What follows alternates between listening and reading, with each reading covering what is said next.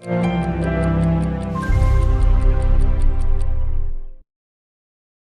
President Joe Biden is now the first ever octogenarian president. He turned 80 on Sunday. That, combined with his granddaughter's wedding the day before, might be cause for some extra cheer around the White House. But fast forward to the 2024 race for the keys to that house. Vote, vote, vote. And Americans are heading into uncharted political territory when it comes to the age of the person who occupies it. According to a recent Reuters poll, some 86% of Americans said they believe there should be a cutoff age of 75 for serving as president. If you ask New Yorkers how old is too old, they'll offer some unfiltered opinions. It's a question that honestly irritates me. So for 80, I wish him happy birthday. Some people at 60 should go nowhere near political power. He's a very, very sweet, competent man, but it's time. Biden is already the oldest person to serve as president. And if he were to win a second four-year term, he would be 86 when it ends. I am concerned that someone well into their mid-80s serve as president. I can't think of a more demanding job. You still got your marbles together. Everything should be fine. Once you start losing those abilities, it's time to move on. In a recent MSNBC interview, Biden said questions about his age were, quote, totally legitimate, but that it was his intention to seek another term in the country's top job. And when it comes to the world's oldest current serving leaders, he doesn't even rank in the top 10. That's led by the 89-year-old president of Cameroon, Paul Biya. And at least some voters say that an individual's judgment might be more important than the number of candles on their cake. Age is definitely a concern. I can see why it could be, but I would mostly focus on the individuals that he surrounds himself with and the people that he has kind of speaking to him on a day-to-day basis. A suspected gunman who opened fire inside a Colorado LGBTQ nightclub was stopped by at least 2 people who fought and subdued him. But the attack left 5 people dead and 18 injured. That's according to Colorado Springs police, who on Sunday praised what they called the heroic clubgoers who stopped the shooting that began just before midnight. While the suspect was inside of the club, at least 2 heroic people inside the club confronted and fought with the suspect and were able to stop the suspect from continuing to kill and harm others.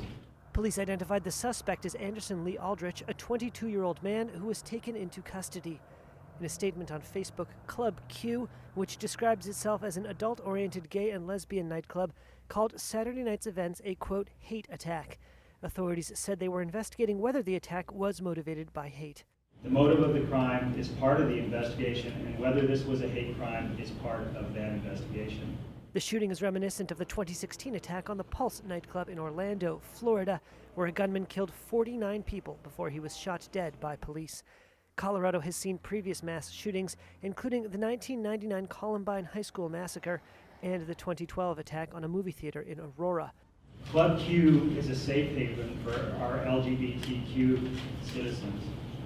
Every citizen has the right to feel safe and secure in our city, to go about our beautiful city without fear of being harmed or treated poorly.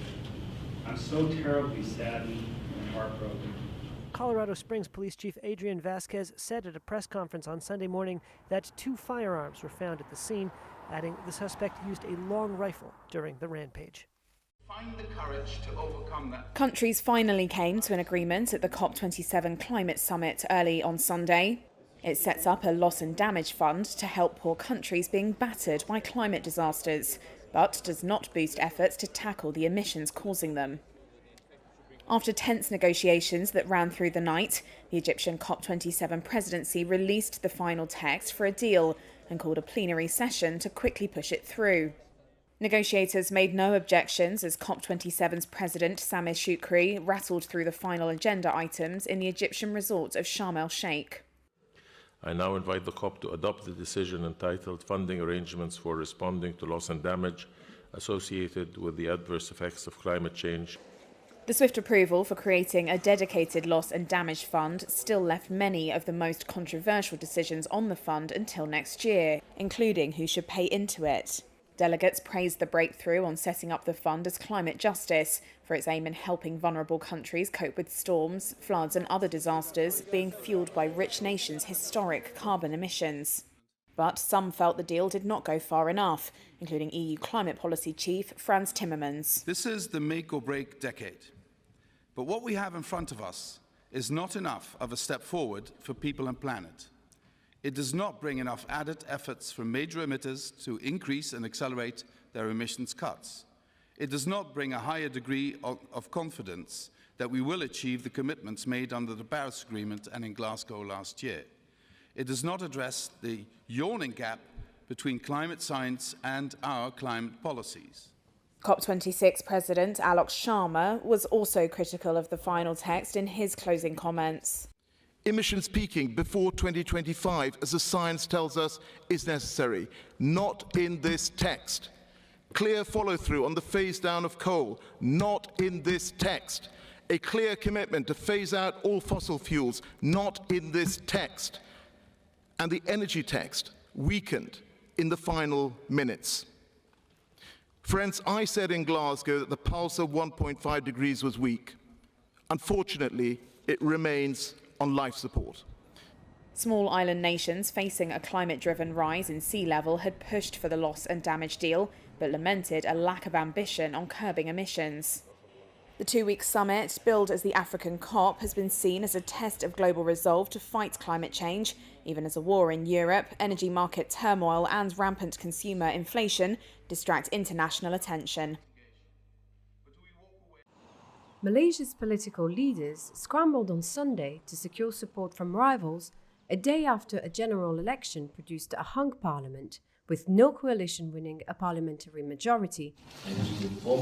Longtime opposition leader Anwar Ibrahim and former Prime Minister Muhyiddin Yassin each said they could form a government with support from other parties whom they did not identify. Anwar's Pakatan Harapan coalition won 82 lower house seats, short of the 112 majority, but slightly ahead of Muhyiddin Yassin's Perikatan Nasional coalition with 73. While Prime Minister Ismail Sabri Yaakoob's Barisan Nasional Alliance, whose United Malays National Organization had long been Malaysia's dominant political force, suffered its worst electoral defeat ever, winning just 30 of the 178 seats it vied for.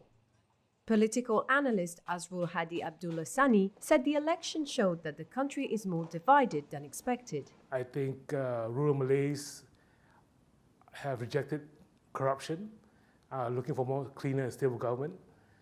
And with Perikatan Nasional making inroads in UMNO vote back, it shows that there are three legitimate coalitions in the future of Malaysian politics. Forming a government may require the involvement of Malaysia's king, whose largely ceremonial role includes the power to appoint as Prime Minister a lawmaker he believes will command a majority when no coalition can do so on its own. The palace has now called each political party to present the name of a lawmaker it thinks has the majority support by 2 p.m. local time on Monday.